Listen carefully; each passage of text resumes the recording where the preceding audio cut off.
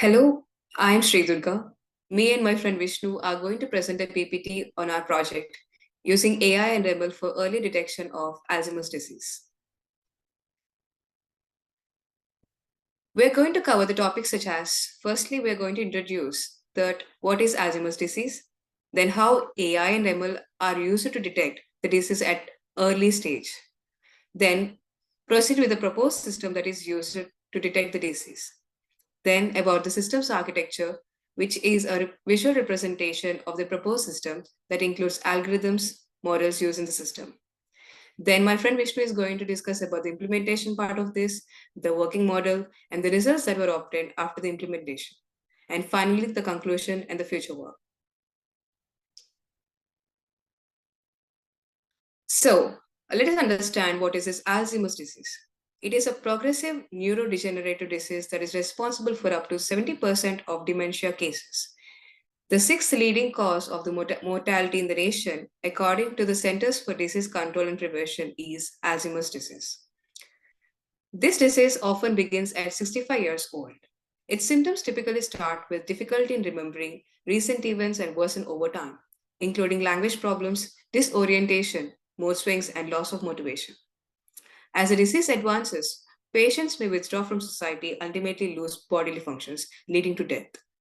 While current treatments cannot stop the disease from developing, early diagnosis can actually help manage the disease severity and improve the quality of the life for patients. Machine learning has emerged as a promising approach to predicting and diagnosing AD, which is particularly important given the projected increase in the number of individuals affected by the disease. Research has demonstrated that using machine learning techniques rather than traditional statistical ones can increase the accuracy of AD prediction. A proposed approach for accurate AD onset diagnosis includes a pre-processing step that separates the dataset into training and testing data to address issues of class imbalance. While simultaneously saving time and effort, machine learning algorithm can comprehend and evaluate the data to produce judgments that might not be attainable using conventional approaches. By enhancing diagnosis and treatment options, machine learning in AD prediction and prognosis can help patients, doctor, and health economics. So going to the next slide, there are various ways of diagnosing Alzheimer's disease. In that, MRI is one of the most reliable imaging techniques. Here, MRI is the magnetic resonance imaging, is a type of scan that uses strong magnetic fields and radio waves to produce detailed images of the inside of the body.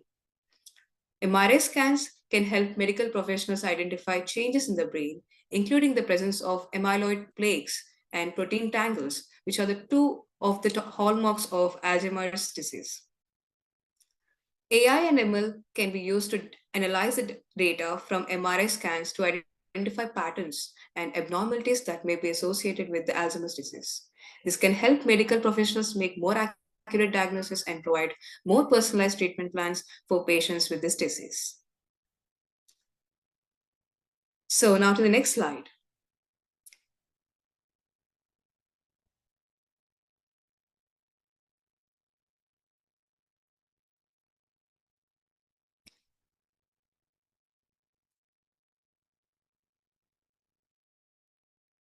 As discussed about this MRI, magnetic resonance imaging is a powerful diagnostic tool used in medical imaging that produces high quality images of internal organs and structures in the body.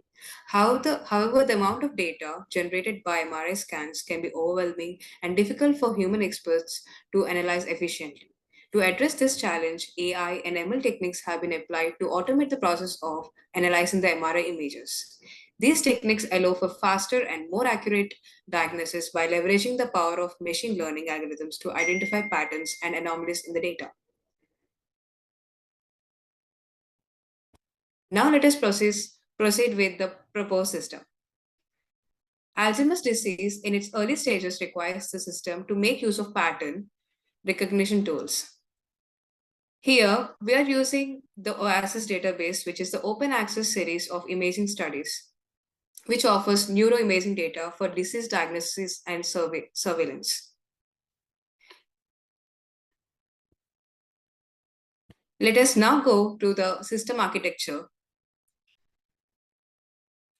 Firstly, we will collect the data because several publicly available datasets provide historical data for Alzheimer's disease detection using AI. These datasets include the Alzheimer's disease neuroimaging, the OSS dataset. Then, after collection, we will proceed with the data process. The data collected needs to be processed and prepared for the analysis. This includes techniques such as data cleaning, normalization, and feature extraction. Then we proceed with the feature engineering. Relevant features are extracted from MRI scans to feed into the machine learning algorithms to classify them as Alzheimer's disease positive or negative. The next step is to extract features from the segmented brain regions such as the hippocampus. Then, now we'll be proceeding with the training data. The MRI scans that have been acquired using standardized protocols and to perform quality control checks on the images to ensure that they are of sufficient quality for analysis. Additionally, it is important to obtain appropriate ethical approvals and consent from participants before using their data for training on AI module. Now, the test data. Generating test data for Alzheimer's disease detection using AI involves collecting MRI scans of the individuals with and without the Alzheimer's disease. The scans should include different image orientations and varying degrees of disease severity. Then, now we'll proceed with the model development. AI models are developed based on the pre-processed data. This involves selecting the appropriate algorithms, building the models, and training them using the data. Then we'll proceed with the model validation. The process of the model is evaluated using metrics such as accuracy, precision, recall, and F1 score. This step involves testing the model on a separate data set to ensure that it can generate new data. Now, we'll proceed with the next slide, speaking in detail about this training phase and the classification phase. Coming to the training phase, firstly, we'll take the set of labeled MRI scan, then pre-process MRI scans for noise, reduction, normalization. Then extract a rich set of features from pre-processed MRI scan. Then we'll proceed with train feature set for binary classification. Now considering the classification phase, after taking the patient MRI scan, we will perform the pre-processing. Then extract required features from pre-processed MRI scan, then use trained classifier to perform prediction. This is about the classification phase.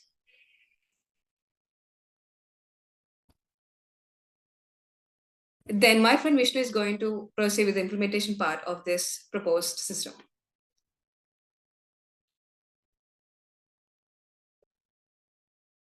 Hello everyone.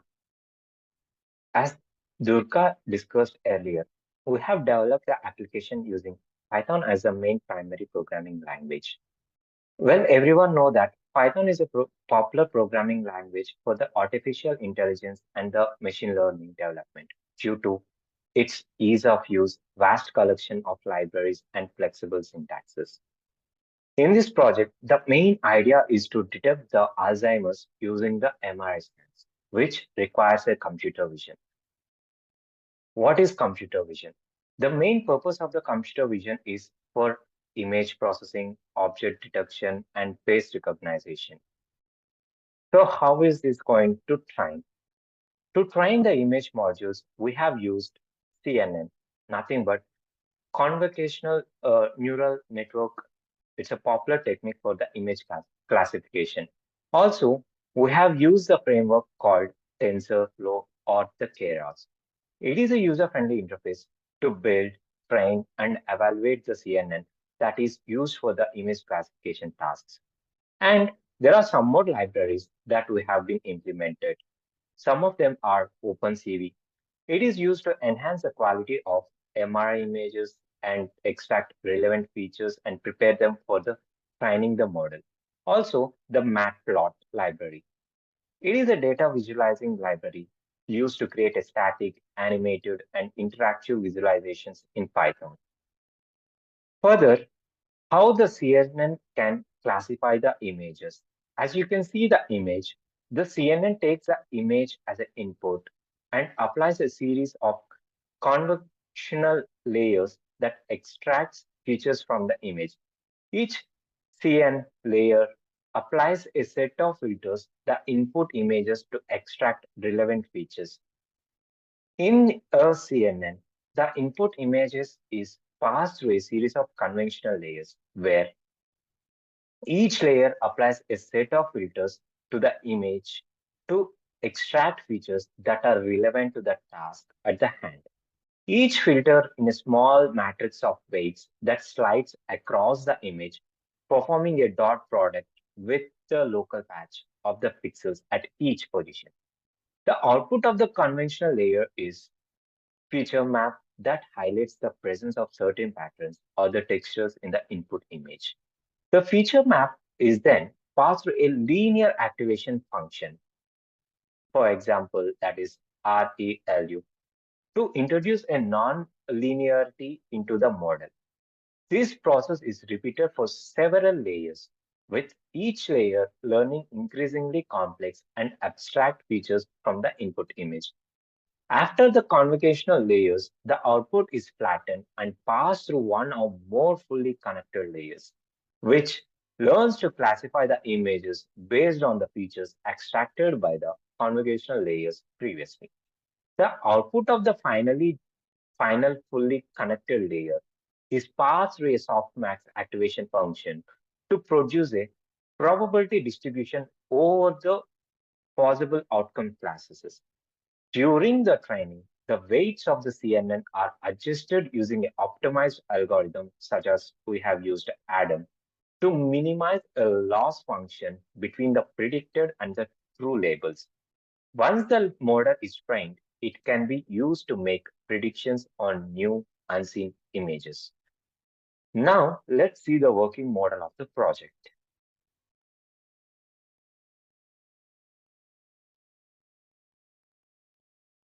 So, now let us see the live working model, how the project works. Let me go to the other tab. Now, you can see this is the folder structure where I have placed all my project files. Now, let me open the command prompt, Anaconda Navigator prompt, actually. So for this application, we have used the Anaconda as a primary tool for running the project. Okay. So here I'm setting my environment by taking the path of this. For getting into the folder, I'm using the current directory, which is the short form and the path of that and enter. And now setting the path.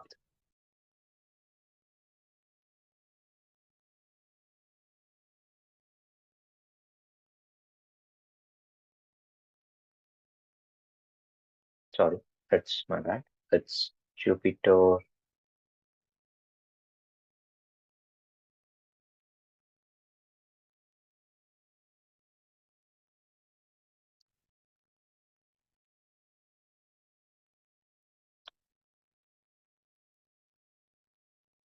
Now, after launching this, it will automatically open the local host where you can see your environment. Now here we're going to see mainly two files where here it consists the data or the images, which is our primary data set for the project. Here it consists the number of MRI scans. This we are going to train and test. Okay, so now coming. So here it is. Let me open the train CNN file.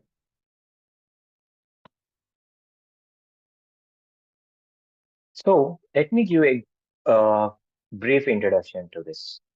So what does each line of code does? Here are some of the input packages, which nothing but for running the project, what and all the packages that are needs to be taken that are being initialized before.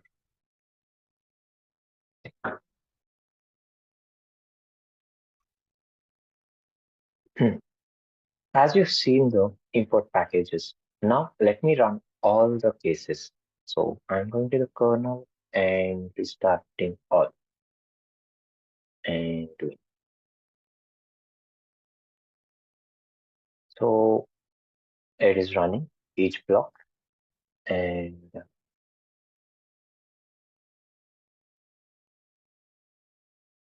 We can see the summary and it's taking. So here you can see the model fit where it will take all the training set and do the deep learning process. So let me explain what exactly is happening here. So basically, there are some brief overview of what each line does of this method and comes to the later. Okay. So this add method conv is nothing but this adds a two conventional layer with 64 filters, each of 3 into 3 and uses same padding. The input shape of the layer is 128, 128 and 3, which means that the input image size is 128 into 128 pixels with 3 channels. The activation function used is ReLU. So after that, the model add conv with 3 activation ReLU. This adds another 2D conventional layer with 64 filters, each of the 3 into 3 and no padding. This activation function is used in as ReLU. So similarly, there are some mode which are like max pooling, where this is used for the pooling size 2 into 2, which reduces the size of the feature maxes by taking the maximum value within each 2 into 2 cross. Also, the also, the dropout. The dropout layer, which randomly sets the 25% of the input units to zero during the train, which can help preventing overfitting, sorry, I mistake. And the another, again, flatten. This flatten, sorry, just give me a minute. There's a disturbance is going on here. Yeah. So flatten. These flattens open the output from the previous layer into a 1D vector which can be fed into a fully conventional layer or the connected layer, we can say. So let me see how much has the purchase. We'll wait till the process is getting forward.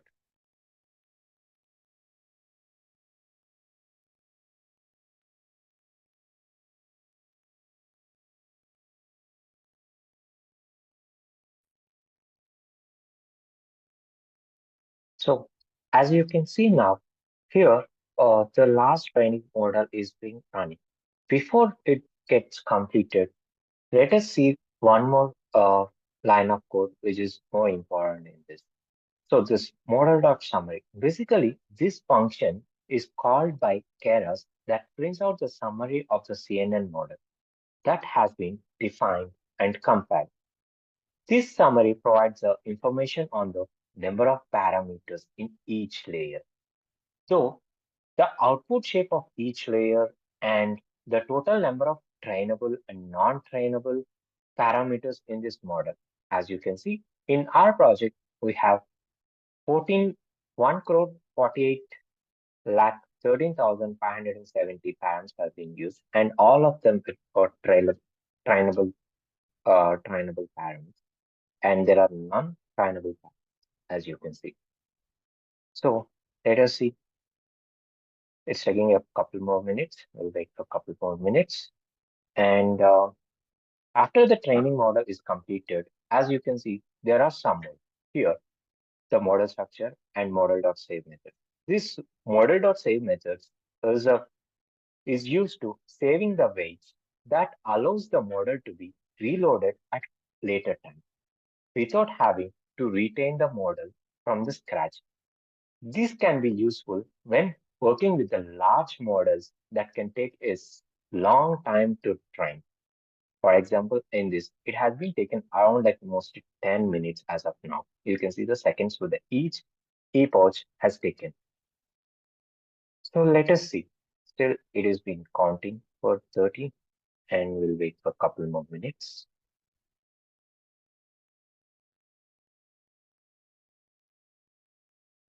So as you see, it's getting almost done. Now it has been completed. And this is the model structure. This is the outcome we got. Now let us test some of the cases. So it's loading. So here is the test file where I have written some default methods where it will take the input of it will take the input from a folder and verifies whether the given image, I mean, like the MRI scan contains Alzheimer's disease or not. So can you see this is a folder, like uh, this is a file structure you can see. Where is this? Yeah, this is the input directory where I have mentioned the sample files already preloaded. So let me run all of this once again. So restart and run on.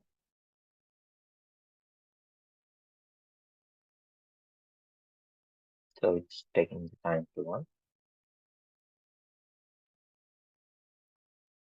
As you can see, I have put around like some pictures. Here it defines the data of the predicted output, which contains the MRI as a Alzheimer present or not. So for the image one, we can see it's not present. And the image two, which is an Alzheimer disease, that is present. So here you can see the percent, how much and what minutes it has been taken to predict the output has been taken. So as we can see, the accuracy is really good and it's so much faster. I hope we have explained enough of the code, and let me get back to the presentation. So as you can see, that is a working model. And these are the data sets which some of the samples of the MRIs that have been loaded. Okay. And these are the tests. As you have seen earlier, how the test results have been given. This is a present of 0 and this is a present of 1. So we are defining if the Alzheimer's are not present, we are representing the value as 0. And if the Alzheimer's are present, then we are representing as a 1. So as you have seen from the project that it comes under with a deep learning advanced techniques at present. And CNN is a more suitable for the image processing where you can see the results are very much quicker. And we can see the results almost 90% accurate at all the stages, either 0 or 1. It is being properly coming at most of the cases. And in future, we want to enhance it further by dividing into different stages like 0, which is an no Alzheimer present, and 0.25, which is a mild state, and 0.5, where it is in a level 1 stage, and 1.0, which is an advanced stage. This is how we wanted to develop more in future. And that's all. Thank you. Thank you for joining, everyone.